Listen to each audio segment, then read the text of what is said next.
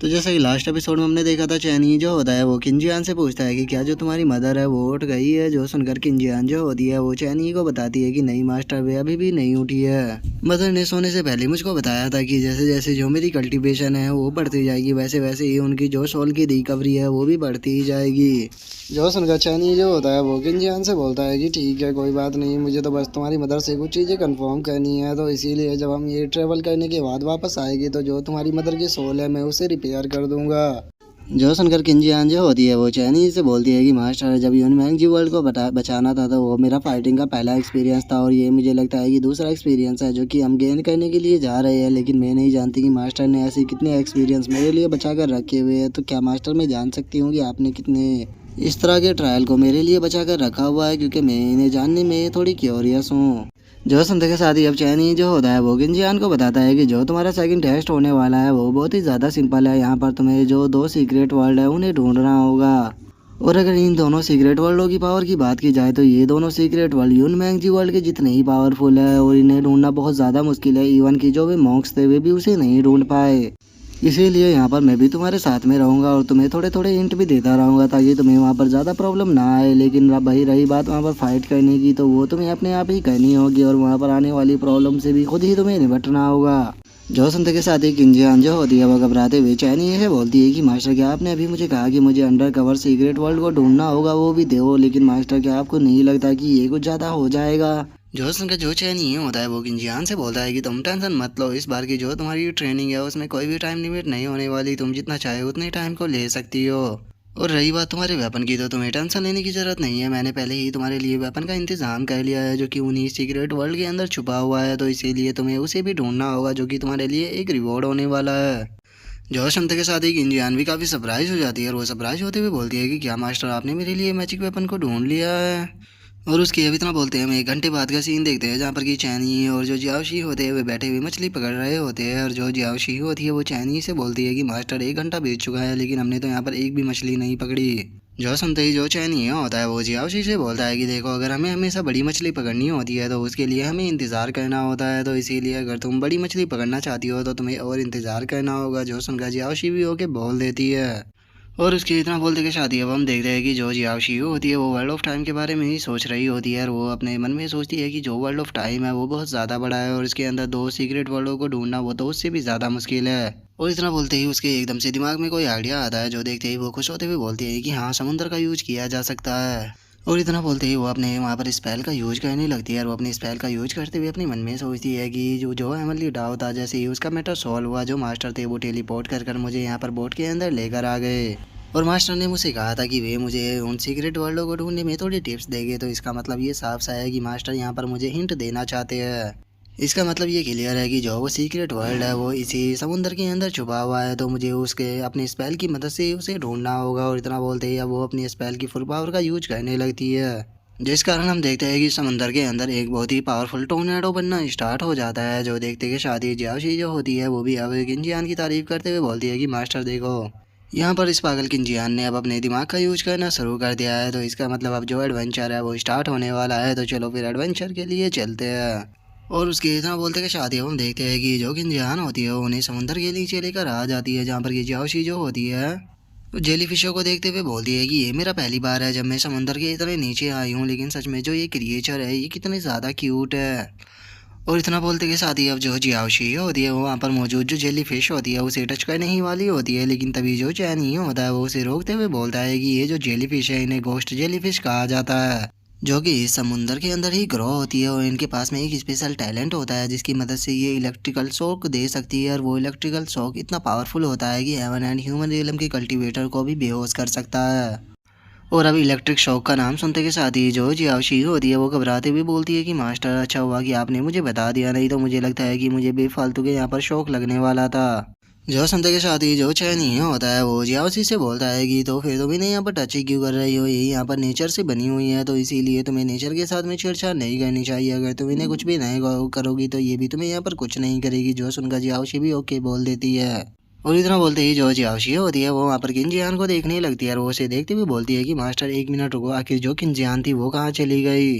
और इतना बोलते के साथ ही उसका जो ध्यान होता है वो किंजियान के ऊपर जाता है, जो कि वहाँ पर जो गेस्ट जेली फिश की क्वीन होती है उसके साथ में बात कर रही होती है। और जिसे देखते के साथ ही जाओशी जो होती है वो बोलती है कि मास्टर आखिर ये जो जेली फिश की क्वीन है उसके साथ में क्या बात कर रही है। जो सुनकर चैनी जो होता है वो किंजियान से बोलता है कि मैं इसे समुद्र के अंदर तो लेकर आ चुका हूँ, जो कि एक हिंट था, लेकिन यहाँ पर एग्जैक्ट लोकेशन सीक्रेट वर्ल्ड की कहाँ पर है वो इसे खुद ही यहाँ पर ढूंढनी होगी। और उसके इतना बोलते के साथ ही हम किंजियान को देखते हैं, जो कि तलिस्मान की मदद से जो जेलीफिश की क्वीन होती है उससे बात कर रही होती है। जिसे देखकर चैनी जो होता है वो बोलता है कि यहाँ पर ये तलिस्मान की मदद से जो जेलीफिश की क्वीन है उससे बात कर रही है, ताकि ये समंदर के बारे में यहाँ पर इंफॉर्मेशन गैदर कर सके। जो सुनते के साथ ही जाओशी जो होती है वो बोलती है कि मास्टर सच में किंजियान तो काफ़ी ज़्यादा होशियार हो गई है, क्योंकि जो जेलीफिश है वो समुंदर के अंदर घूमती रहती है, तो उसे यहाँ पर पता ही होगा कि सीक्रेट वर्ल्ड कहाँ पर है। और उसके इतना बोलते के साथ ही अब जो किंजियान होती है वो चैनी के पास में आ जाती है, और वो चैनी के पास में आते हुए बोलती है कि मास्टर जो ये सिस्टर जेलीफिश है ये एग्जैक्ट लोकेशन तो नहीं जानती कि सीक्रेट वर्ल्ड की कहाँ पर है, लेकिन ये एक स्पेशल पैलेस को जानती है जो कि पास में ही है, और वो हमें यहाँ वहाँ पर ले जाने के लिए तैयार है। जो सुनते ही चैनी भी उसे ओके बोल देता है। जिसके बाद हम देखते हैं कि जो जेलीफिश क्वीन होती है वो उन तीनों को लेकर वहाँ से जाने लगती है, और जो जियाओशी होती है वो खुश होते हुए बोलती है कि अरे वाह, जेलीफिश की सवारी करना कितना मज़ेदार है। जिसके बाद हम देखते हैं कि जो जेली फिश होती है वो उन्हें उसी जगह पर लाकर छोड़ देती है, और अब जो किंजियान होती है वो उस जगह को देखते हुए बोलती है कि मास्टर ये कितना बड़ा है, क्या यही सीक्रेट पैलेस है। जो सुनते ही जो चैनी होता है वो उसे हाँ बोल देता है। जो सुनकर किंजियान जो होती है वो उस जगह को देखते हुए बोलती है कि मास्टर यहाँ पर तो मैं बिल्कुल भी स्पिरिचुअल पावर को महसूस नहीं कर पा रही हूँ, ये तो हमारे यूनमैंग वर्ल्ड से पूरी तरह से अलग है। जो सुनकर जो चैनी ये होता है वो जी किंजियान को बताता है कि हाँ ये जो सीक्रेट वर्ल्ड है ये बाकी सीक्रेट वर्ल्डों से बहुत ज़्यादा अलग है, क्योंकि इसे नेचर ने नहीं बनाया बल्कि ह्यूमंस ने बनाया था, वो भी बहुत ही लंबे टाइम पहले। इसीलिए ये जो सीक्रेट वर्ल्ड है इसके अंदर तुम्हें मैकेनिकल टेक्निक देखने के लिए मिलेगी। जो सुनकर किंजियान भी ओके बोल देती है। जिसके बाद अब किंजियान जो होती है वो सीक्रेट वर्ल्ड के सामने आ जाती है, और वो उसे देखते हुए बोलती है कि एक ऐसा सीक्रेट वर्ल्ड जिसे कि ह्यूमनों के द्वारा बनाया गया था, जिसके अंदर की मैकेनिज्म आर्ट है, तो चलो देखते हैं कि आखिर मैं इसे ओपन कर पाती हूँ या नहीं। अगर मैंने इसके ऊपर एक क्रैक को भी छोड़ दिया तो मैं इसे आसानी से ओपन कर लूँगी।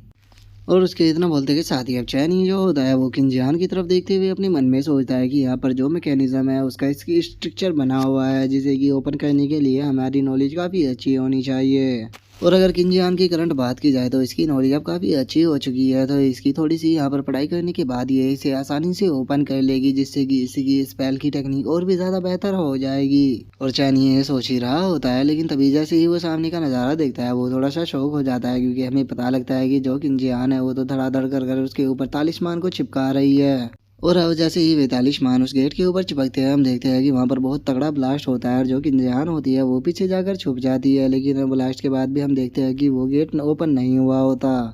जिसे देखकर किंजियान जो होती है वो बोलती है कि मानना पड़ेगा ये जो गेट है ये काफ़ी पावरफुल है, लेकिन ये कितना भी पावरफुल क्यों ना हो मेरे पास में एक से बढ़कर एक स्पेल है, मैं इसे यहाँ पर पक्का खोल ही दूंगी। और वो ये बोल ही रही होती है, लेकिन तभी जो चैनी होता है वो उसके पास में आ जाता है, और अब चैनी को वहाँ पर देखकर किंजियान जो होती है वो उससे पूछती है कि क्या हुआ मास्टर, आप यहाँ पर क्यों आ गए। जो सुनकर जो चैनी होता है वो गुस्से में किंजियान को पकड़ते हुए उसे बोलता है कि तुम आखिर यहाँ पर कर क्या रही हो। जो सुनते ही किंजियान उसे बोलती है कि मास्टर मैं तो गेट को ओपन कर रही हूँ। जो सुनते के साथ ही चैनी जो होता है वो किंजियान के गालों को खींचने लगता है, और वो उसके गालों को खींचते हुए उसे बोलता है कि तुम्हें इसे नॉर्मल वे से ओपन करना होगा, इसके ऊपर जो पैटर्न बने हुए हैं उन्हें सोल्व कर कर। जो सुनते ही किंजियान जो होती है वो रोते हुए बोलती है कि ठीक है मास्टर, मैं आपकी बात को समझ गई, प्लीज़ मुझे माफ़ कर दीजिए। और किंजियान के इतना बोलते ही हम देखते हैं कि सीक्रेट वर्ल्ड का जो गेट होता है वो ऑटोमेटिकल ओपन होने लगता है, जिसे देखकर जियाओशी जो होती है वो बोलती है कि मास्टर एक बार उधर देखिए, गेट जो है वो ओपन हो गया है। और उसके अब इतना बोलते के साथ ही हम देखते हैं कि सीक्रेट वर्ल्ड का जो गेट होता है वो वहाँ पर ओपन हो जाता है, जिसे देखते के साथ ही किंजियान जो होती है वो काफ़ी ज़्यादा खुश हो जाती है, और वो खुश होते हुए बोलती है कि फाइनली मैंने इस गेट को ओपन कर दिया।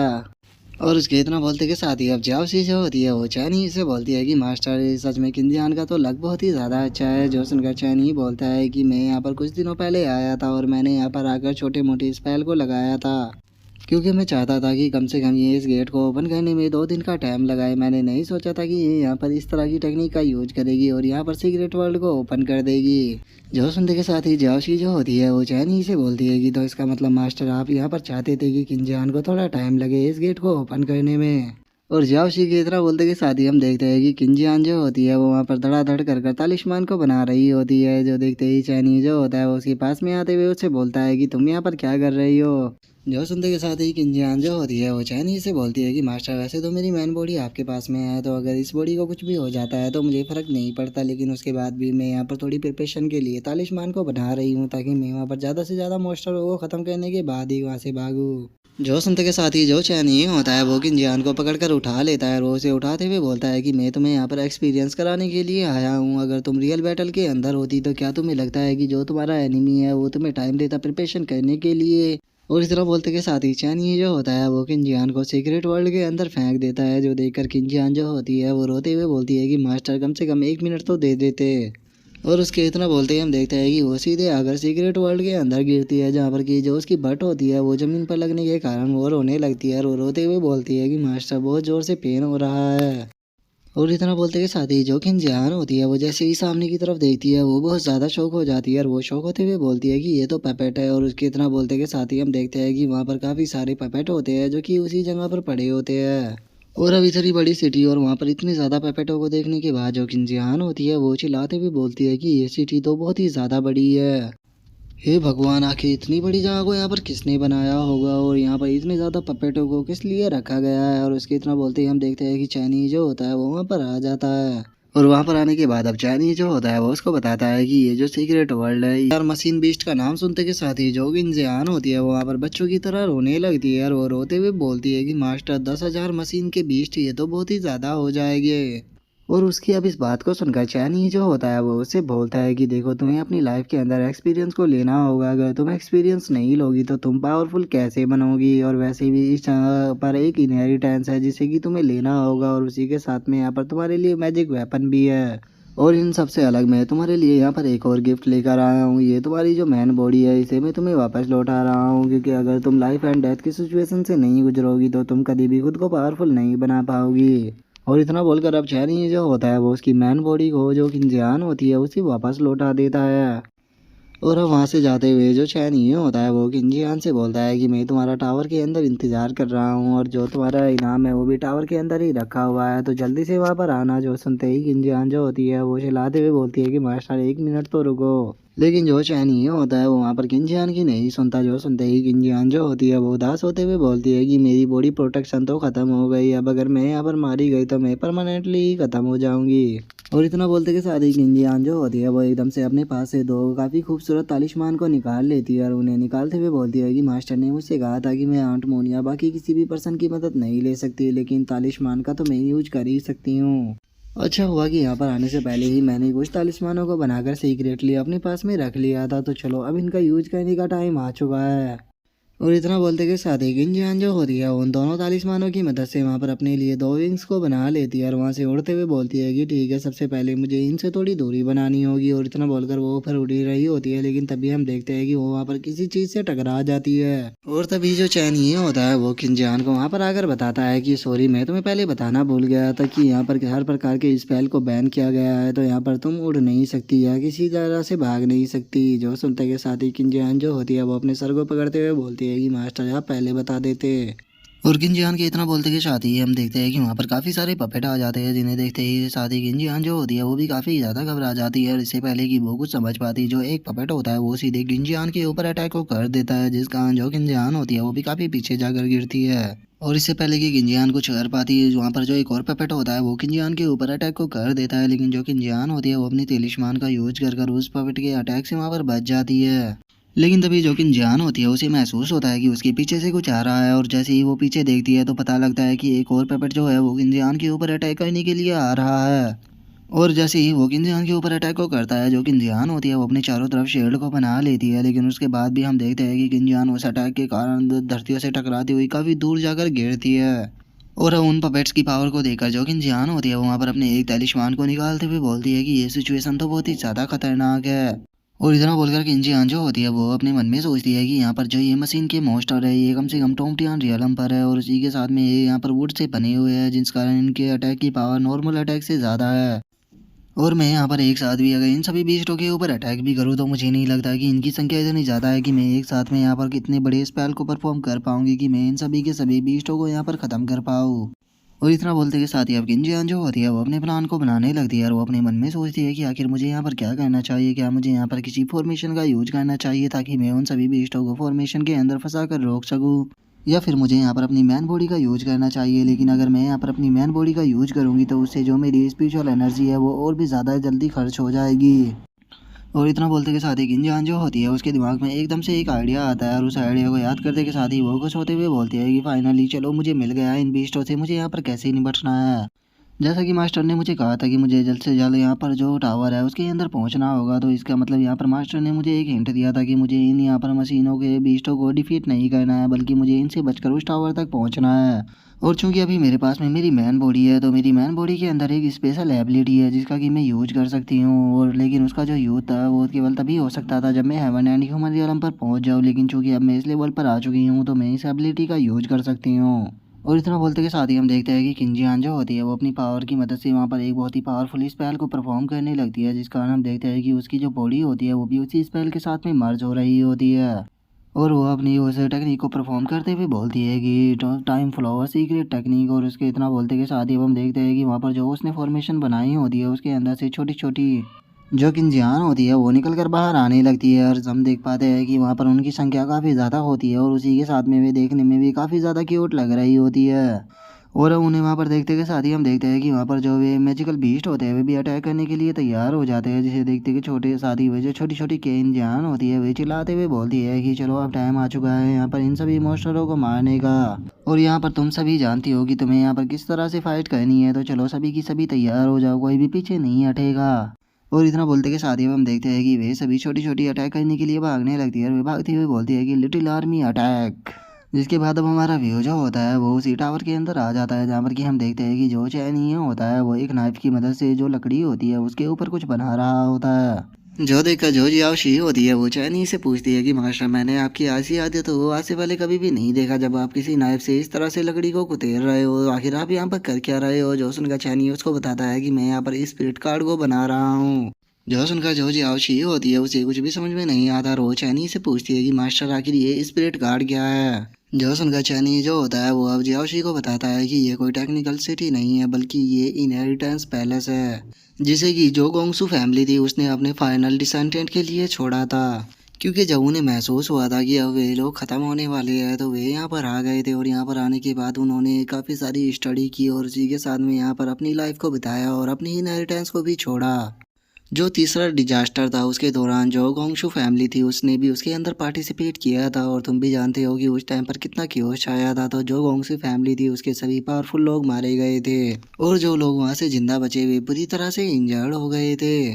और धीरे धीरे कर कर वे भी खत्म हो गए। और उनके खत्म होते के साथ ही जो गोंगशू फैमिली की स्किल थी वो भी उन्हीं के साथ में डिसअपेयर हो गई। कोई नहीं जानता था कि वे लोग कहाँ पर गए।